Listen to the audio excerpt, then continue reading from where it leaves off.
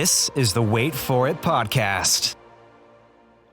Hey everyone, welcome back to the Wait For It podcast. I'm your co-host, Phil Barrera, aka Phil the Filipino. And I'm your other co-host, Mr. Eric Almighty, and we are here for Late to the Party, where we normally pick a movie that we really felt like we were behind on, like it's really popular in pop culture, but did we pick one of the most popular DreamWorks films ever? No, not exactly. We kind of picked one that's under the radar, and honestly, I don't know how many people have seen it, but I've seen it, and I really enjoy it, and I like it. So, we're here to talk about Rise of the Guardians. Yeah, a movie that I remember seeing plenty of marketing for back in 2012, 2011, whenever it may have been, as this DreamWorks film about, all these different fictional characters, fictional quote unquote, or mythical creatures, mythical characters.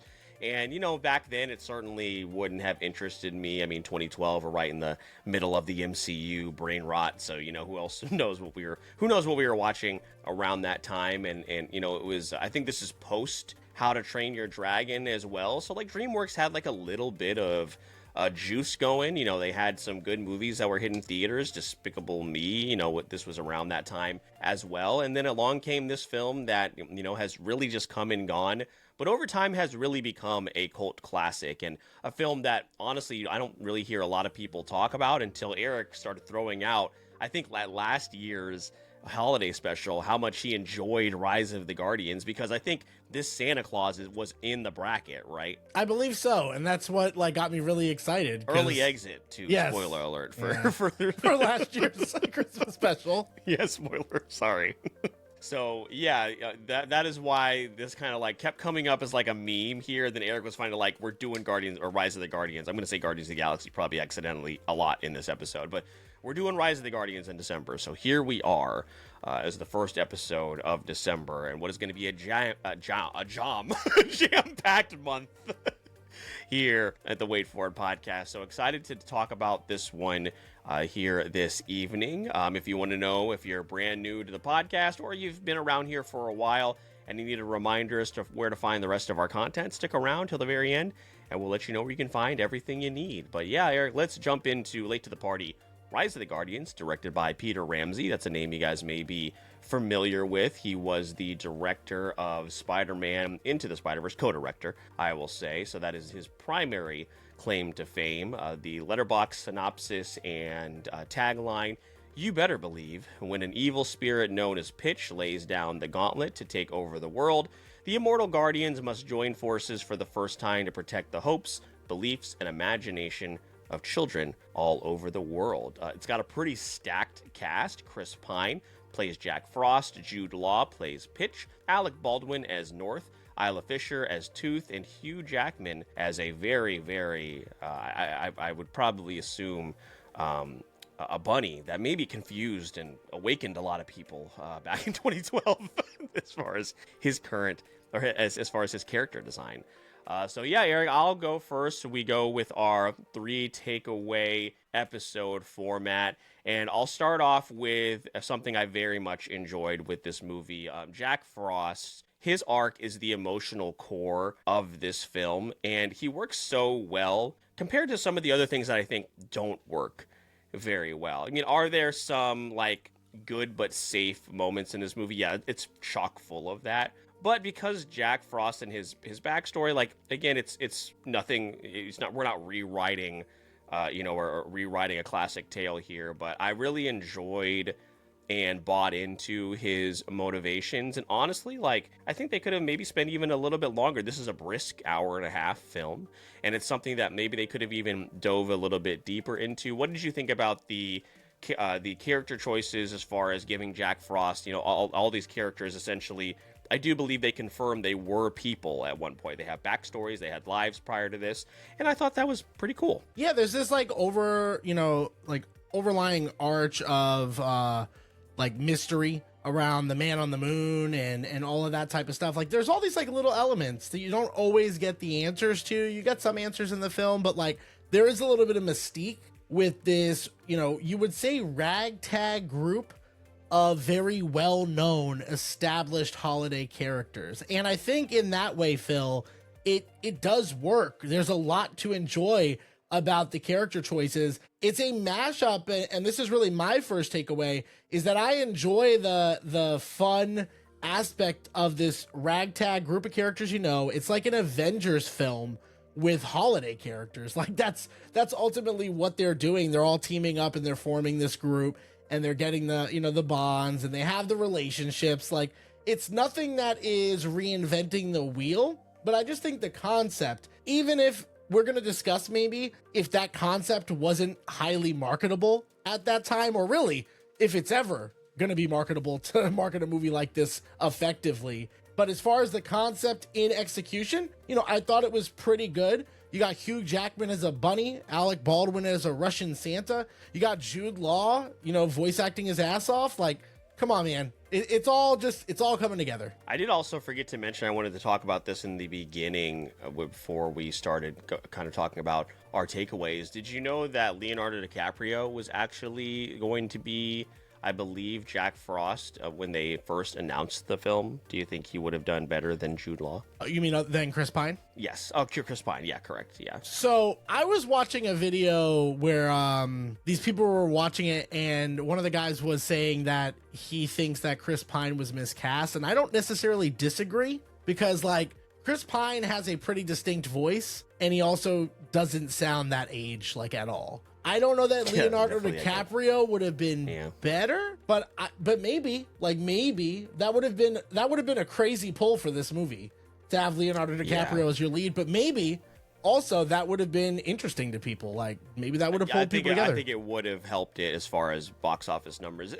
And this did flop as far as the box office, and we can kind of discuss that and maybe a little bit later in the episode if we want to. But yeah, Leonardo DiCaprio was initially attached to the film. He had to step away. Guillermo del Toro was also, I believe, on board at one point to become an executive producer. I think he ended up being an executive producer. So there were certainly some big names. Again, I think because of, and this is also based off of a book series called The Guardians of Childhood, as well as a short film called The Man in the Moon, also by William Joyce, who is the writer of the book series. So yeah, I think that would have helped. I mean, Leonardo DiCaprio being attached can only really typically help your project, so it would have been interesting to see how that would have been if he is the lead over Chris Pine. And we're big fans. Me specifically, I'm a big fan of Chris Pine. I think he's solid, definitely a leading man. But he's and not very many people are Leonardo DiCaprio. But yeah, I agree as far as like it is cool to see these characters team up, but like, why is the Tooth Fairy there? I don't know. I do think like what was the Sandman? Like, I think that's a cool character in this as far as powers go. You could also make the argument that Sandman is the most important of all of those. Like, Easter goes away, no one cares.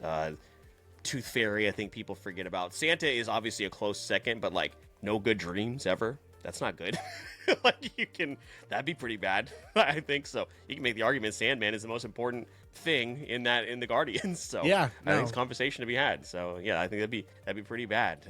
But yeah, let's get to our next takeaway here, and I'll get to my one thing that it certainly is a criticism, and I'll be interested to see what you thought, is the character designs, faces specifically. Not a fan of those. I think the animation is good, but I just wasn't a fan. The fucking Tooth Fairy and these little babies specifically are unsettling. Did not enjoy them at all. Santa, I think, looks fine. We've seen a big buff Santa. One of my favorite films is Klaus, of course. We've seen a big Santa before. That's fine.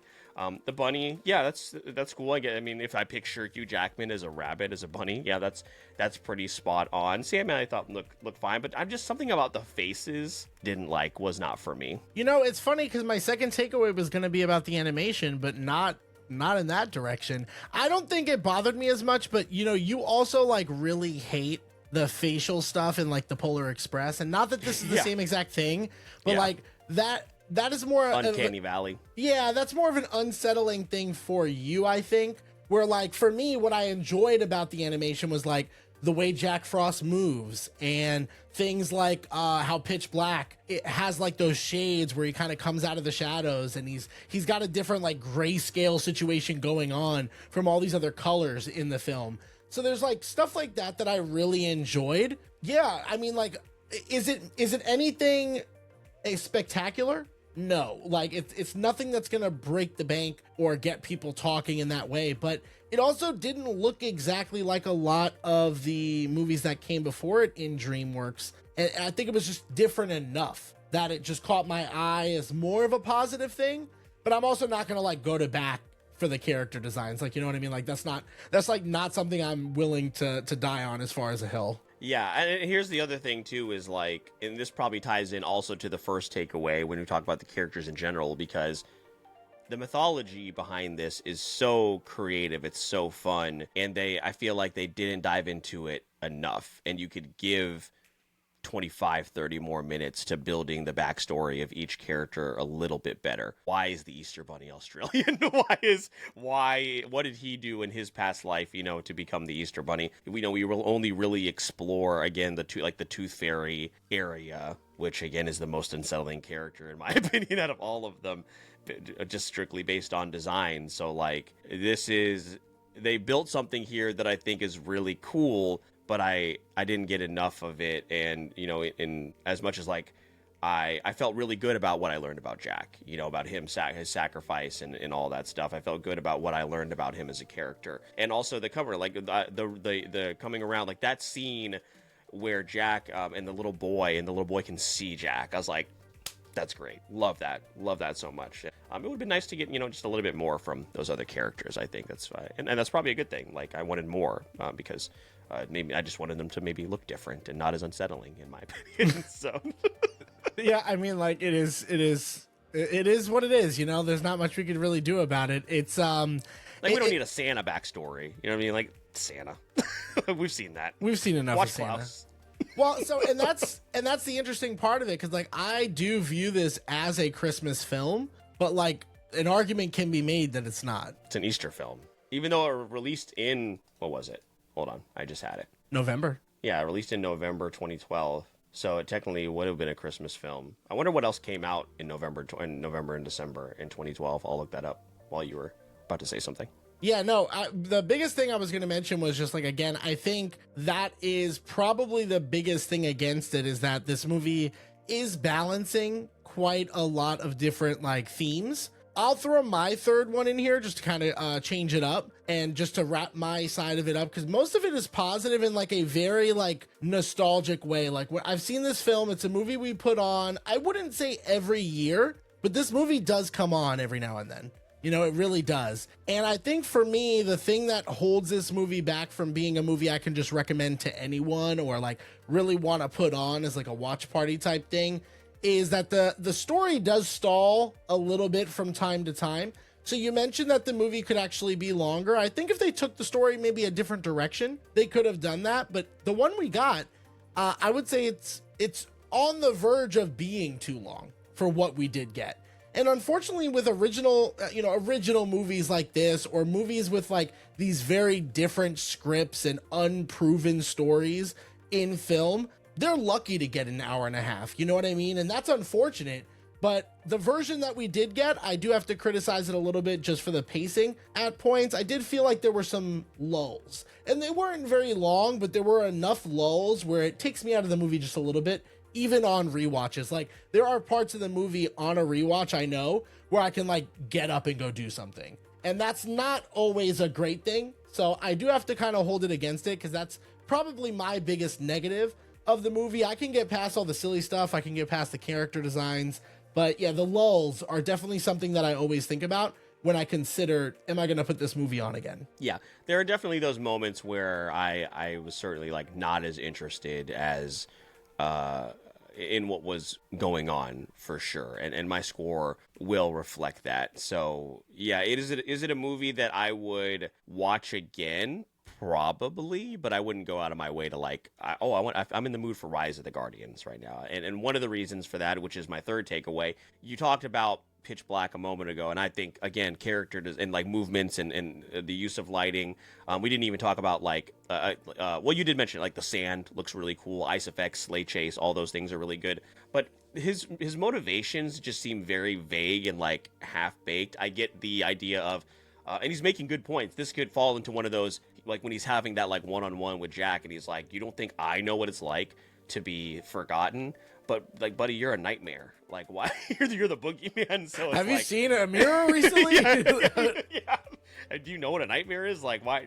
So like, I still not 100% sure what the motivation is. Like, I get like, yes, you're just evil. Like, are you just evil for the sake of being evil? Like, what purpose did that character serve in the grand scheme of things? Like, it's not. I'm trying to think of another character where it's like, I thought maybe we were also heading towards hey buddy, like, well, let's help him out type of situation towards the end. I thought they might go that route. I'm glad that they didn't. But like, yeah, like, why would we want the boogeyman to stick around? That seems like something we would want to eradicate. So I'm still not sure, and you can tell me what it was, what was his end game, other than to just get rid of the Guardians? Well, I mean, to get rid of the Guardians and cover the world in pitch black. Like, make everybody afraid of him. I mean, that's to me. I don't know how much depth the boogeyman needs. You know what I mean? Like, for a story. Well, let me correct myself. It's not that because I'm the first person that's like, I like my villains to have depth. So I totally get where you're coming from. For me, a movie with this Avengers style team up of all these holiday characters against the boogeyman in this type of setting, I don't know that I need too much justification or like backstory. I think what we got between Pitch Black and Jack Frost on the ice when they're fighting and they're having that conversation, I think that was enough to know. It's almost like a parallel of where Jack Frost went. Like, Jack Frost has this life where like nobody can see him and he should feel very negatively, but like his center is fun. Like, that's what he was meant to do, right? That's his thing. Pitch Black doesn't have that. Like, his center is to literally be an evil piece of shit. Like, that's what it is. So like, again, I could dig deeper if you want. Like, I feel like I'm grasping at straws, but like, it's not that there's nothing there. I get that there's not enough depth than you would normally like. I just think for the type of movie it is, it's something I'm willing to forgive. I think, take a shot. Don't do it. Don't do it. Don't do it. Don't do it, Phil. You can't. I know it's a DreamWorks film. You can't do it. Listen, man. Don't you fucking use this against me. They did this with Death and the character again, who had no business being as iconic as he is. And I think maybe if it's like something other, like, and obviously for reasons you can't just like pick a holiday to be the evil holiday. You can't do that. But like, I don't think of the boogeyman in the same vein as the Easter Bunny and the Tooth Fairy and Santa Claus. I get it with the Sandman. Why wouldn't there be an opposite Sandman? But it feels like just those two would be fighting. Like, why does this concern Santa and the Easter? Why does he care about Santa and the Easter Bunny? He should just be fighting the Sandman. That's true. Yeah, I mean, like, I'm not, again, everything you're saying completely valid. I get probably also things I would say are in my like criticisms is like, the lore doesn't fully. Who would be the fire character to fight Jack Frost? Is there a character in lore? Probably like fire powers. Yeah, like a Hanukkah candle. Okay. See, this is what I just said about you can't just pick another. Yeah, no, because it'd be like a bunch of different like candles, and it would just be like, what do you mean? What do you mean? You just put a face on it and then it's done. Stop. Why did I invite this part of the cover? I don't know why I did that. I don't know why you did that either. Everybody. It'd be 4th of July, like explosions, like a firework. Yeah, and then it'd be like, and then people call it anti-American.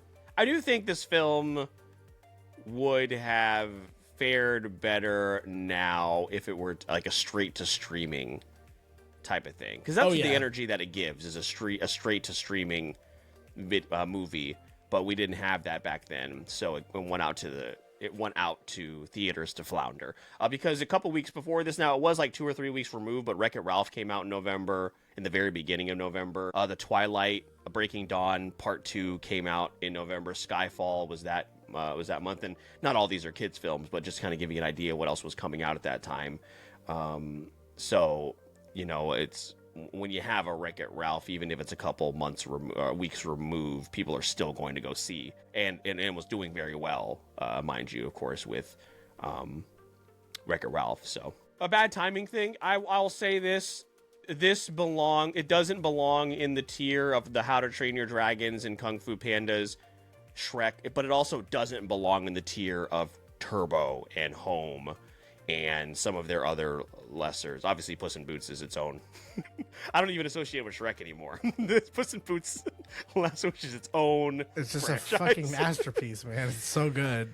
So I would put it like Tintin. You know, we really enjoyed Tintin. Like, I think it belongs in that like B, C tier area. And honestly, above movies I'll never watch, like Home and Peabody and Sherman. You know what I mean? Like, I'm not gonna watch those. It's not one you're gonna bring up as a joke. It's going to be one that you're like... Boss Baby. Again, it's one of those ones you would speak of positively. Like, if someone didn't say they've seen it, you're like, that's a good time. You know? And that's kind of all I sold you on it was like, I think you'd have fun. I feel like we've watched worse. I feel like it's a pretty shoe-in thing. And I think with me and my score will reflect this, I think there's just more... There was more fun to be had if they, barring a little bit, some better... different choices, better writing, and again, I just wasn't a fan of the animation either.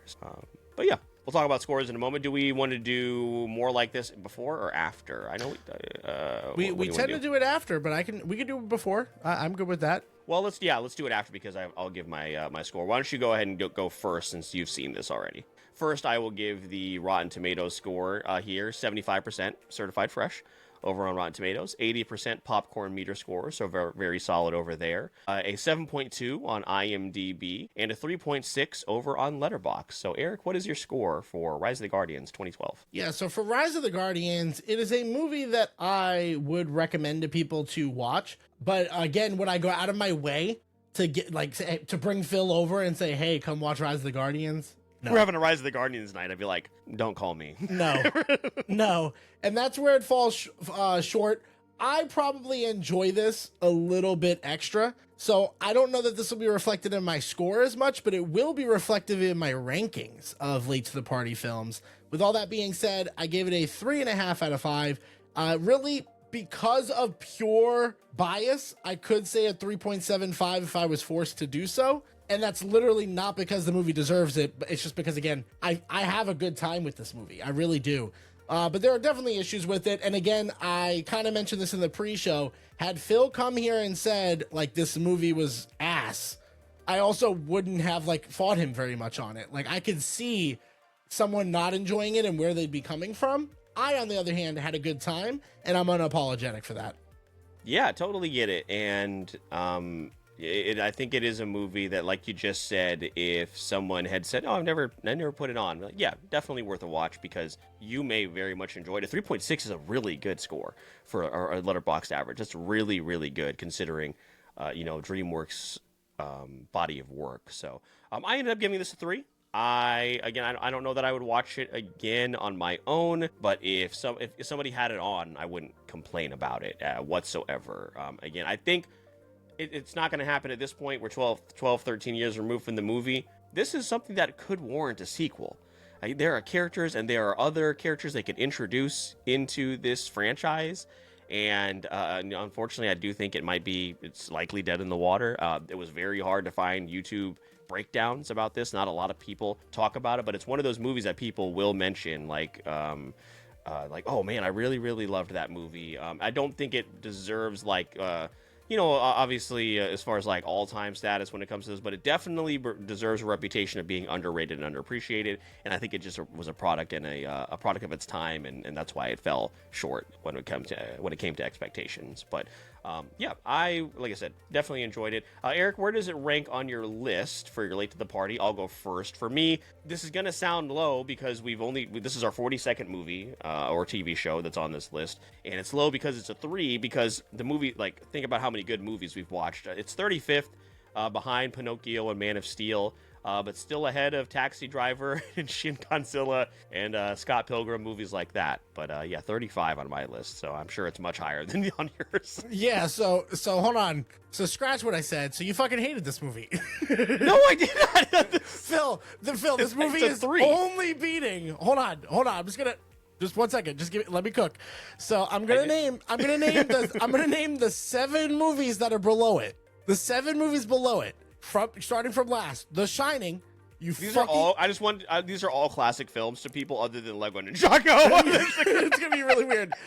So I just want this to be for the record. The movies that are slightly above it, like that below it, The Shining, you fucking hate it. We hate it. Let me correct ourselves. We hate it. Spirited Away, you hate that movie. Akira, you hate that movie. I wasn't fond of it. Lego Ninjago, not going to say anything else. Scott Pilgrim versus the World, we both notoriously did not enjoy that. Shin Godzilla, borderline hate that movie. Taxi Driver, borderline hate that movie. Then Rise of the Guardians, and then Pinocchio, which I know you don't like. I think I'm more mad about the Pinocchio thing than I am all the shit I just said. You don't like this movie. So What did you just lied to me for 30 minutes straight. So if I move it above Pinocchio, would you be happy? I'd feel a little bit better, yeah. Okay, I'll change it. Okay. I'll bully you into a spot. That makes me feel, I cannot express to you, that makes me feel better. I'm not going to say that I liked it more than Man of Steel, The Menu, or Raiders of the Lost Ark, or No, that's okay. any of That's the other okay. threes on here. No, I'm literally okay with all of the rest of that. It's the Pinocchio thing, because you like specific. I would also argue you don't like Pinocchio. You just appreciated it, so it got a 3. Sure.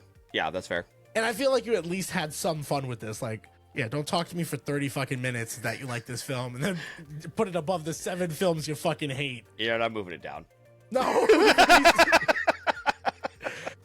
So Rise of the Guardians, way higher. I'm actually going to do one quick edit out of spite. 1 second. Oh my god. And I just want you to You know. definitely moved it below Real Steel. This is what you just did. Didn't you? No, you're going to get more mad Real than Steel that. is way lower on your list. Yeah, no, you'll get more mad than that.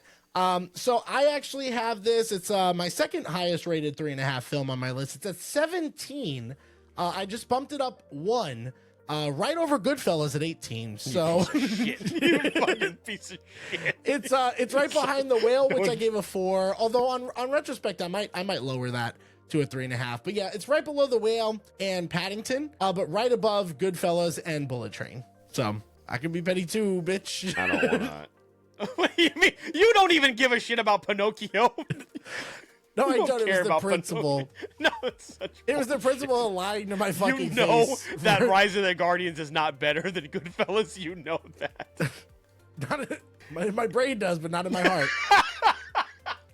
Not in my heart. Fuck you, man. Go to more like this so I can pick any movie but Rise of the Guardians. That is crazy. All right.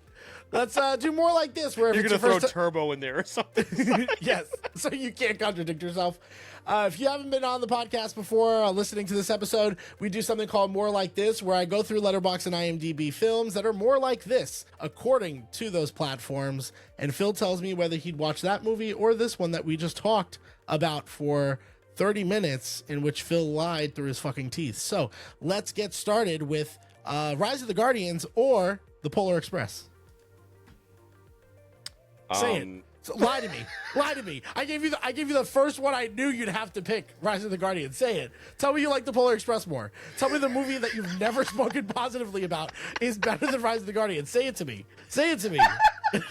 You're going to piss me off. You're making me mad. Elf. No, see. Only people that know you know how fucking crazy that just was. Rise of the Guardians. Easily.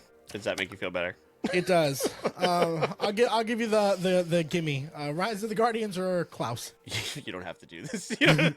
I gave you the easiest one way. Yeah, Gave you Klaus the is one easiest of my one. favorite animated movies of all time. So for those of I you could that are new I here, could have just done Puss in Boots: The Last Wish. It's the 3rd film that shows up on Letterboxd, which is crazy. fucking dare you? Because it's DreamWorks probably. Yeah, probably. Speaking of DreamWorks, we'll kind of stick in that realm for a little bit, and holiday movies. But would you rather watch Rise of the Guardians or How to Train Your Dragon? How to Train Your Dragon. Any of the How to Train Your Dragons? Yes. Yeah, I thought so. Would you rather watch Rise of the Guardians or any of the Toy Story films? Probably just 1 and 2. But okay. the rest of them, yeah. Yeah. Okay. I mean, That's I like positive. 4. We like 4 a lot more than other people. You know how I feel about 3. Yeah. We gave 4 a lot of grace. That probably didn't deserve, but like, you know. Also, somehow in Toy Story 5, Emperor Woody has returned. Somehow. I do want to make a comment here that at some point I will return to making you watch Legend of the Guardians: The Owls of Ga'Hoole. Oh my god, why did I think this was that movie? I No. totally forgot about the owl No, movie. that one's just owls. And Zack Totally Snyder. forgot about that. And Zack Snyder, so you can expect a lot of slow-mo and lightning. Which is crazy because you hate Zack Snyder. You No, love that but movie. respectfully, this might be his best work. You're not the first person to say that. Say either. that, I know. So, All right, late to the party coming up very soon, guys. Get your belts ready. All right, let's do another Christmas film, arguably a Christmas film. Would you rather watch Rise of the Guardians or The Nightmare Before Christmas? Nightmare Before Christmas. Fair 50 enough. times. Would you rather watch Rise of the Guardians or any of the Shrek films? Probably 1 and 2 bare minimum. How many are there? 4 that are out? 4, yeah. Probably Shrek 1, 2, and then be a toss up for 3. Definitely before 4. Rise of the Guardians before 4. I don't think anyone liked Forever After. Yeah. No. If Puss in Boots and Burrito don't get ample screen time in the next Shrek, we riot. We riot. We know they're on their way. We know they're on their way. That would piss me off. The Last Wish had to do heavy lifting to get the Shrek movie back into production. Crazy. Doing all the work for you, man. Would you rather watch The Rise of the Guardians or Monsters vs. Aliens? Monsters vs. Aliens. I love that movie. We're happy, Derek. Love that movie. Would you rather watch Rise of the Guardians or Over the Hedge? Yeah, you know how we feel about Over the Hedge. Over the Hedge. Yeah. Underrated. Would you rather watch Rise of the Guardians or Turbo? Never seen Turbo. Never gone to. So Rise of the Guardians. Would you rather watch The Rise of the Guardians or Cloudy with a Chance of Meatballs? Cloudy with a Chance of Meatballs for sure. At least 1. 2, there's a discussion, but 1 for sure. 1 for sure, yeah. Yeah, and that's about it. I mean, there are some other films here. I think we talked, you've never seen The Croods, right? I've seen the first Croods. I did not see the second one. Would I probably you watched the first Croods. over I like Rise first of the Croods. Guardians? Yeah, I like the first one. The first Croods is funny. It's funny. Nicolas Cage It's is legitimately funny. animated unhinged. Yeah, it's legitimately fun. Like him celebrating whenever he thinks his mother-in-law has died is peak comedy. Is peak comedy. So yeah, I really enjoyed the first Croods. Yeah, really good shit. Yeah, Rise of the Guardians, guys. So you heard it here, and yeah, was this the weirdest? This was like as close to a Lego Ninjago episode, but in a positive way we could kind of get. Yeah. And yeah, we'll have some more big hitters going into next year, but we just thought, end of the year, have a little bit of fun. Also Christmassy vibes. Sure, are there other Christmas movies we could have Where does this rank on outliers? Because I think there are 5, you could say. I think that Tucker are not and Dale, typically like Tucker and Dale versus Evil, Spirited, I think you can put in that list. Lego Ninjago, Rise of the Guardians. There's probably 1 more, I think. It might just be those 4. I think the rest of them are like pretty. I mean, maybe Forward Unto Dawn. You could throw Forward in Unto there. Dawn was a little, but I don't Yeah. know. A lot of people like that have seen it have nostalgia to that. Yeah, and understandably so. So I get that. I mean, my highest ranked out of that is Spirited. I really enjoyed that, but it's more so because of the music. And I think also I do really like the story. Yeah, maybe well. Mitchell's versus the Machines I don't know. People love that movie, and also that have seen it. Yeah, that's true. That's true. It does have more the buzz, fact that though. it has not. They better release the second movie in theaters. I swear to God, Netflix. After what just happened with K-pop Demon Hunters, you sons of bitches better put Mitchell's versus the Machines in theaters. I swear to God. The same thing with the second K-pop Demon Hunters movie. That releases straight to streaming. I'm not going to cancel my membership. I paid too much money for it. I'm in too deep now. and we want to watch it. Yeah. So. Yeah. No, I would actually agree. I think those are probably some of the main ones. Maybe the menu. Yeah, because it's more of like it's horror adjacent, so like that's really popular in that crowd. Yeah. So which I will rewatch. Like that's how I felt about after the second rewatch of Nope. Like I just watched it on my own. I was like, yeah, I get that. Okay. I understand. You know what? Like I do think some type of rewatch, either series or stream or something. Second chance. Yeah, like a second chance. I do think that would be entertaining.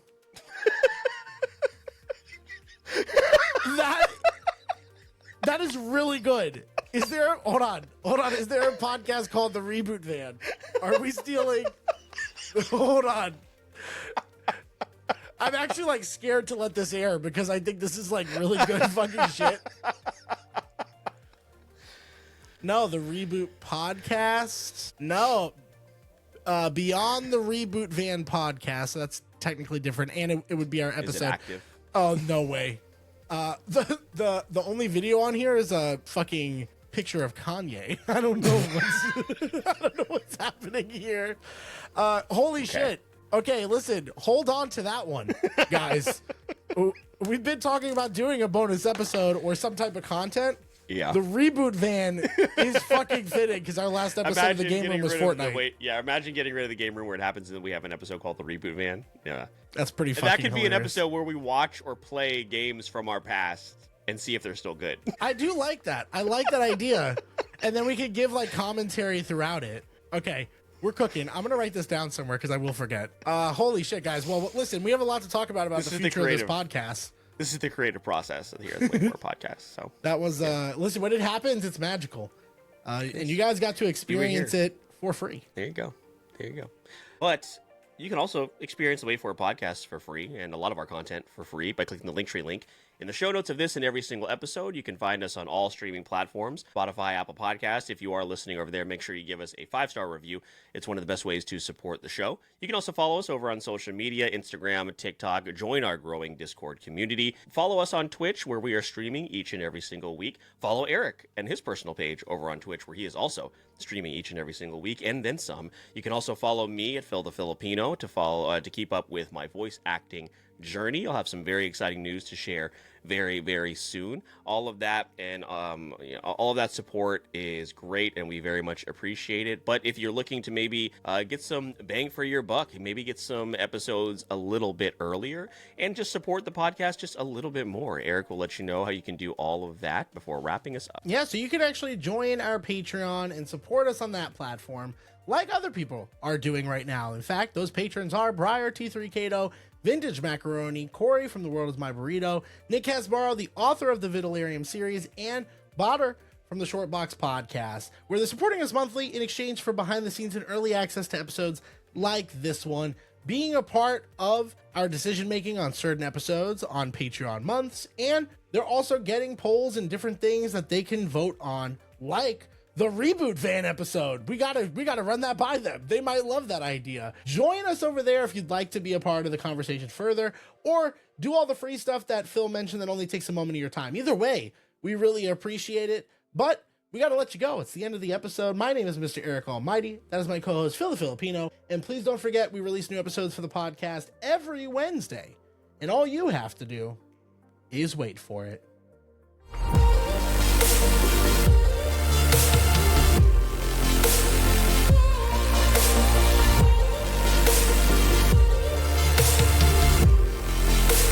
This is the Wait For It podcast.